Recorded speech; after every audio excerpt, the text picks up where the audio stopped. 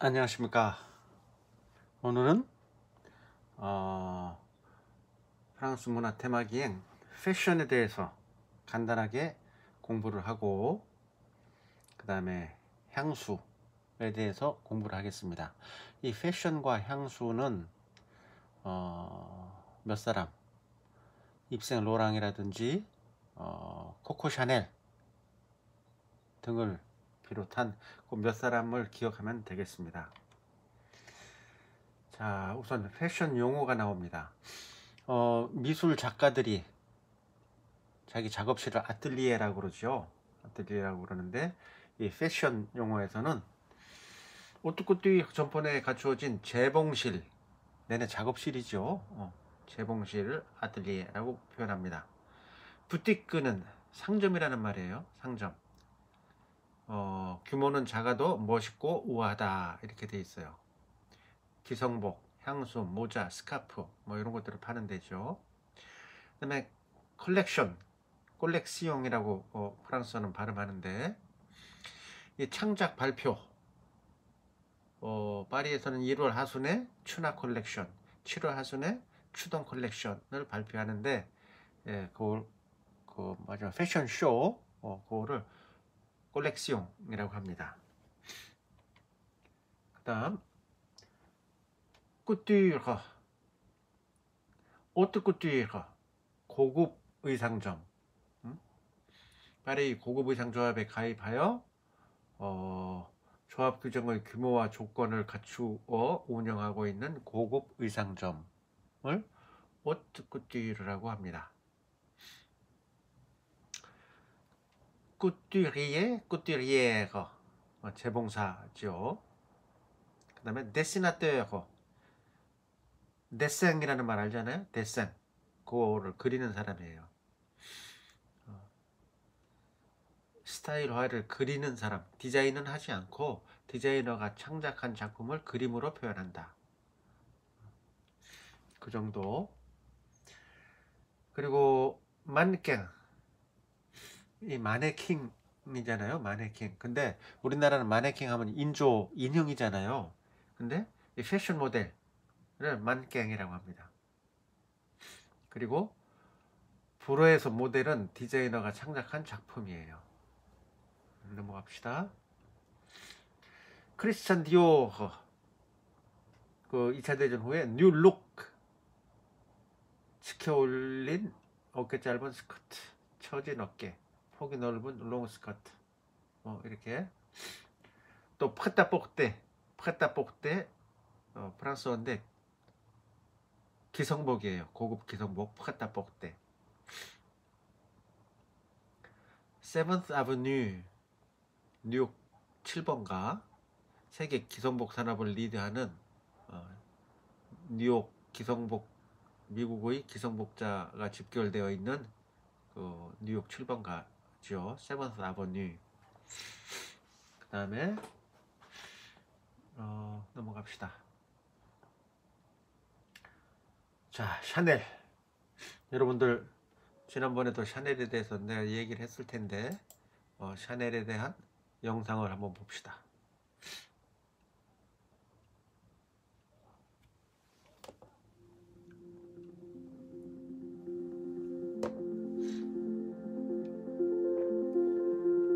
Once upon a time in 1920, Coco became Mademoiselle. Europe had formed a fragile peace and women were embracing the style of the woman who had given them the right to comfort. Coco, who had just lost the love of her life, suppresses her sorrow in Venice, with Misia and José Maria Serd. Once upon a time there was Misia, the friend from Russia, faithful and formidable, a whimsical muse, friendly flatterer, inspiration to Proust, celebrated pianist and model for Toulouse-Lautrec, Renoir, Bonnard and Vuillard. Misia inspires Mademoiselle to fall in love with Italy and the Ballet Russe, and introduces her to her friends Cocteau, Stravinsky, Diaghilev, Ravel, and Picasso. Once upon a time, a couturière was beloved by artists. She designs costumes for the theatrical presentations of Dulin and Cocteau, finances the Rite of Spring, houses Stravinsky and his family, helps Cocteau during his rehabilitation, and discreetly arranges the burial of Diaghilev in Venice. Once upon a time there was a prosperous Russian, the Grand Duke Dmitri, refugee from the Great Bolshevik Revolution, a lover with a melancholy gaze. She's 8 years older than he. Dimitri infuses her collections with influences from the steppes of Russia, inspiring embroidery, furs, and Byzantine jewels. Thanks to him, Mademoiselle meets Ernest Beau, perfumer to the Tsars, who creates in 1921 the ultimate perfume, number 5. Once upon a time there was a gentleman with an English elegance, a luxury beyond aristocracy, the Duke of Westminster, the richest man in England. Gabrielle is inspired by his tweed jackets and his knit sweaters, by the vests of his valets, by the berets of his sailors. They fall in love. Westminster invites her to his houses and on board his yachts, sends a private train to collect her and showers her with flowers and jewels. Their love soon wanes. She'd never become a duchess. Once upon a time, black assumed the throne. At the opera, before the motley kaleidoscope of gaudy gowns, Gabrielle Chanel declares her distaste for the era, announcing, "These women, I'm bloody well going to dress them in black." Formerly reserved for house servants or for mourning, black becomes the ultimate colour and the key to her success. The little black dress is born.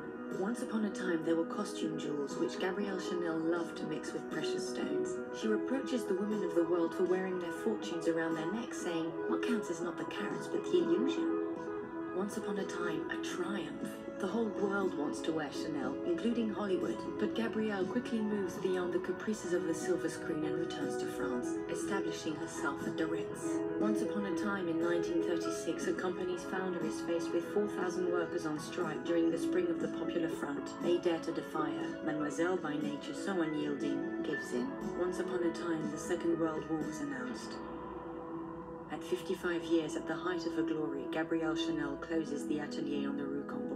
Convinced that this is no longer the time for fashion, she withdraws to Switzerland. But as one who liked to say, "I want to be part of what happens," Mademoiselle was far from having said her last word.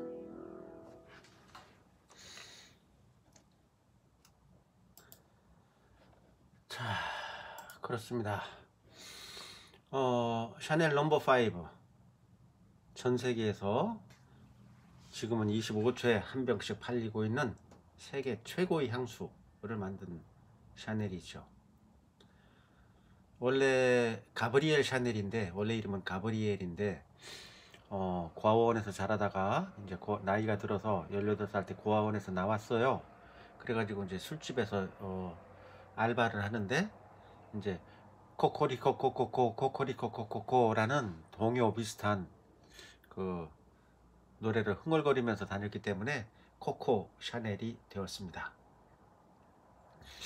여러분들 타이타닉이라는 그 영화를 기억할 텐데, 거기 1등 칸에 타고 있던 아주머니들이 아주 막 어마어마한 모자를 쓰고 핸드백을 다 들고 했던 장면을 기억할 거예요. 이 샤넬은 여자들 목이 부러지겠다고 걱정을 하면서 아주 심플한 모자로 여자들이 머리를 해방시키고, 그 핸드백에 줄을 길게 늘려 가지고 숄더백을 만들었어요. 숄더백을 처음으로 이 샤넬이 만들었는데, 그러니까 여자들의 손이 해방이 됐어요. 머리도 가벼워지고 손도 해방되고, 그러니까 숄더백을 맨 채로 자전거를 탈 수가 있게 되는 거죠. 말하자면 여자들의 양손을 해방시킨. 그리고 옛날 옷은 그 코르셋 꽉 허리를 조여가지고 막 붕하게 이렇게 그런 치마를 입었지 않습니까? 도저히 일을 할 수 없는 치마죠. 그거를 싹 잘라버려 가지고 아주 그 검소하고 그러나 세련된 그런 복장을 여성에게 제공한 혁명가예요. 그리고 이 샤넬 이전까지는 진짜 보석만을 액세서리로 여성들이 가졌었는데, 인조, 모조 보석을 만들어서 모조 보석을 하고 다녀도 멋있다, 괜찮다 라고 인정하게끔 만든 사람이 바로 샤넬입니다. 이 샤넬은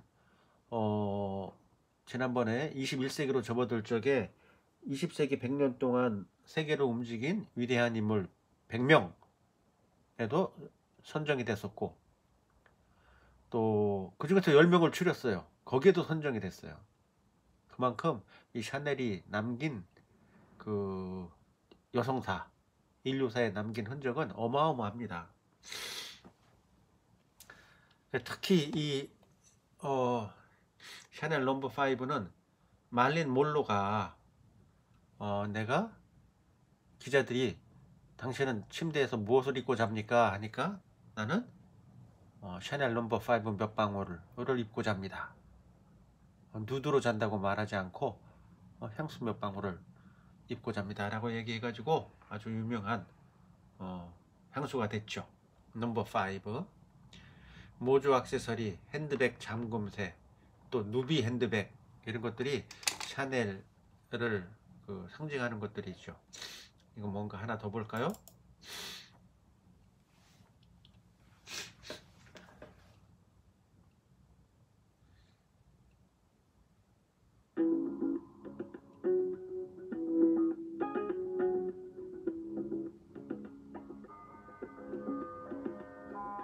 Black, white, beige, gold, red. Black because it accentuates the essential and recalls the monastic rigor of the uniforms of the Aubergine orphanage. Because for Gabrielle Chanel, it reveals a woman's radiance. Thanks to Chanel, black evolved from the garments of servants and those in mourning to become, since 1926, the color of elegance, epitomized by the little black dress. I impose black. It reigns still, because black trumps all, Mademoiselle declared. White. Because in the beginning there was white. Because it captures light, illuminates the face, enhances beauty. Because it's the color of absolute transparency and transcendence. White because it reminds Coco of the cornets of the nuns from her childhood and of the communion dress given to her by her father. Beige because it's warm, simple, natural. Because it's the color of the worn earth of Mademoiselle's native Auvergne and the beaches of Deauville, Biarritz and the Venetian Lido. Because it is for her the colour of the outdoors, of a natural complexion, and the healthy glow of skin kissed by the sun. Gold, because it embraces both the genuine and the faux. The genuine gold given to Gabrielle by the Duke of Westminster, the imitation gold of the costume jewellery that she endlessly invented. Gold because of the religious relics and the cleric's brocade robes that ornamented her childhood. Gold because of the treasures from St. Mark's Cathedral in Venice, the Byzantine Empire, or the Baroque art that always inspired her. Red because it's the colour of life, of blood, as Gabrielle Chanel said. Red because it permits, when used as the lining of a purse, a quick find of what one is looking for. Red because worn on the lips, it became Gabrielle's signature and her declaration of good spirit. If you're sad, add more lipstick and attack. Men hate women who weep, Mademoiselle asserted.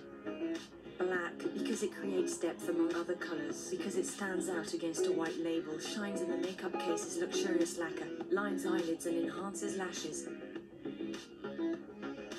White because it illuminates Coco's strands of pearls, her camellias and the bouquets of flowers that surround her with perpetual spring. White like her timeless silk pyjamas, like the dress that she wore to Jagiellef's funeral. White like satin, like chiffon, and, offset with black braids, the white tweed of the Chanel suit.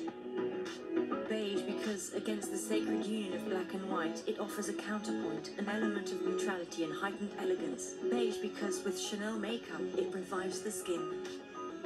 Gold because it shines within the number 5 bottle, because it adorns the chain of the quilted bag and the buttons of suits. Gold because it is the triumph of Chanel. Red because it is the colour of passion, of courage, of fire, and of energy.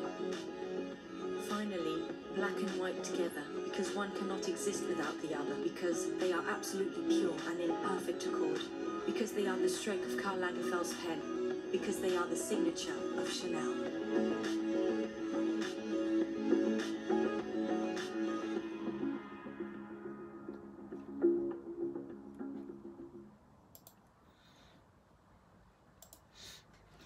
그렇습니다. 이제 넘어갑시다. 네, 샤넬 룩이죠. 샤넬 룩. 그 정통적인 여성 패션. 그 다음에 아까 뉴 룩의 창시자 크리스찬 디올. 그렇죠. 샤넬보다 한 30년 이제 한 세대 늦은 셈이에요. 늦은 셈인데 이 사람이 그런데 갑자기 죽습니다. 40대에 갑자기 죽으면서 여기 있죠.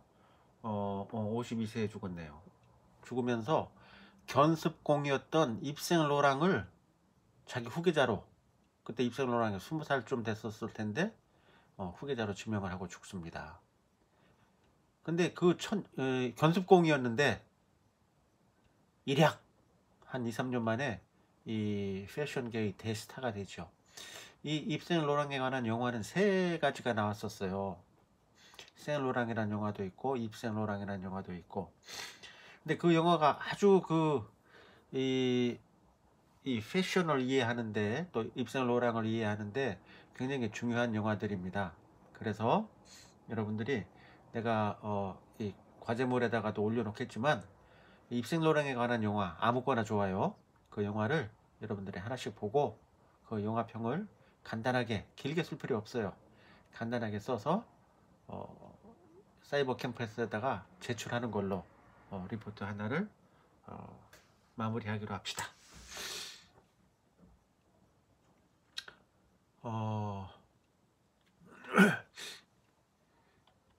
그래요. 이게 이제 크리스찬 디오르,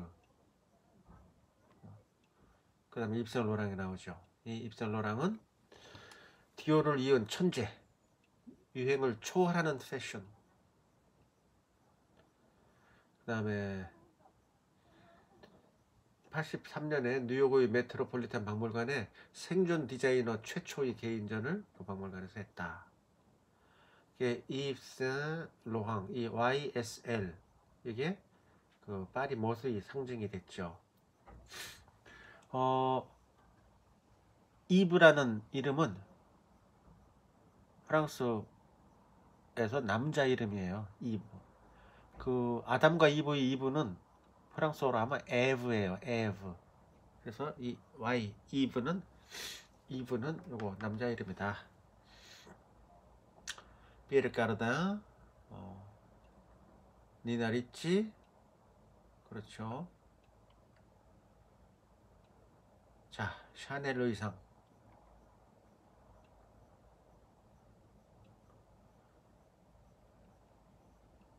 샤넬이 죽은 뒤에도 여기 나왔지만 이 칼 라거펠트 컬렉션을 거듭하면서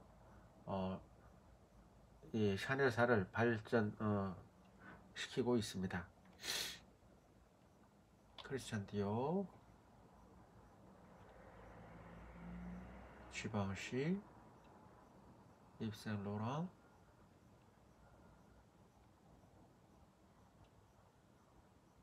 ዣン폴 고티에.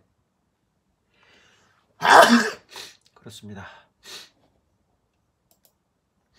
그 다음은 간단하게 보고 넘어가는 거예요. 향수.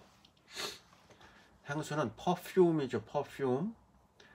페르후뭅, 연기를 통하여 이렇게 제사 지낼 때 향을 피우지 않습니까? 그 향연을 통한 접신의 믿음 때문에 그랬는데 그 연기, 이게 향수의 기원이 된 거죠. 프랑스는 니스 옆에 이 꼬트다지 지중해 프랑스 남동쪽 끝에 니스라는 아름다운 휴양 도시가 있는데 거기에서 한 30분 걸리는 거리에 그라스라는 지방이 있어요. 거기에 남부지방에 온갖 꽃들이 많으니까 그 꽃들을 이용해서 비누와 향수를 만들기 시작했죠. 그 향수라는 영화도 있었어요. 그 향수 전문가가 가장 세계 최고의 향수를 만들기 위해서 자기 애인을 죽이는 거죠. 그래서 자기 애인의 시신을 그 향수 만드는데 집어넣어서 세계 최고의 향수를 만들려고 했던가 뭐 그랬던 영화.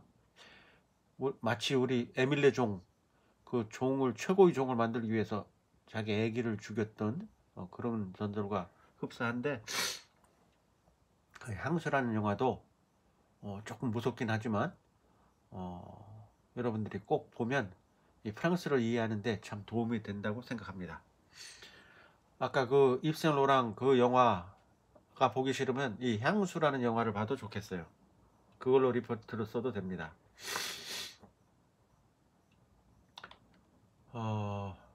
뭐 여러 가지 향수가 있죠. 여러 가지 향수가 있죠. 그냥 넘어갑시다. 향수 하면은 넘버 5. 그것만 기억하기로 하죠. 뭐 그렇습니다. 여기 향수 사용법. 향기가 은은히 풍길 정도로 조금만 사용하는 거예요. 향기는 아래에서 위로 올라가면서 퍼지기 때문에 무릎이나 스커트 단과 같이 일반적으로 움직이는 부분에 사용하여 은은한 향기를 즐긴다. 피부 상태에 따라 향수를 다르게 해야 되는데,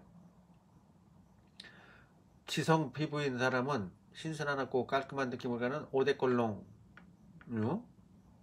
건성 피부인 사람은 향기 지속 시간이 짧은 편이기 때문에 적은 양씩 자주 사용한다. 향수를 사용하기 전에 바디로션을 발라서 건성 피부니까 지속성을 좋게 한다. 그 다음에 피부가 민감한 경우는 직접 사용하지 말고 향수를 묻힌 솜이나 거즈를 사용하는 것이 좋겠다. 체온이 낮은 사람은 진짜 향수, 퍼퓸 이런 거를 사용하고, 향수를 뿌릴 경우 양복보다는 몸에 직접 뿌려주는 것이 효과적이다. 아름다운 향기를 연출하려면 체온이 높은 부위, 손목, 귀 뒷부분 이런 데다 뿌린단 말이죠. 그 다음에 오데 퍼퓸 농도가 이제 낮은 얕은 농도인데 제의 향수죠. 그 다음에 로드 토일레트, 이거 보통 화장품인데 체온이 보통인 사람은 이런 걸 사용한다. 체온이 높은 사람은 로드 콜론류 이런 걸 사용한다. 그냥 알아둡시다. 향수의 활용, 편지지 모서리나 손수건, 모자, 핸드백에 몇 방울 향수가 큰 효과를 낸다. 전구 스탠드에 몇 방울을 뿌리면 불을 켤 때마다 실내 방향제 역할을 한다. 목욕할 때 마지막 헹구는 물에 몇 방울 하면 상쾌한 향기 속에서 생활할 수가 있다. 옷장이나 서랍에 향수를 묻힌 거즈로 이렇게 좀 닦아주면 좋겠죠. 그 다음에 사용하고 남은 향수병은 뚜껑을 열어서 신발장이나 욕실 등에 사용하면 좋겠죠. 향수병도 예술이죠. 향수병도 예술이에요. 프랑스 향수 하면 또 샤넬이 먼저 나옵니다. 심플하고 엘레강스하고. 21년에 탄생한 샤넬 넘버 5. 그래요. 디오르에서도 나오고, 지방시에서도 나오고, 랑콤도 나오고, 입생 로랑에서도 향수가 다 나오죠. 유럽 사람들이, 서양 사람들이 향수 사용을 즐깁니다. 우리나라 사람들은 그렇게 즐기지는 않죠. 예, 오늘 여기까지 하겠습니다. 수고했습니다.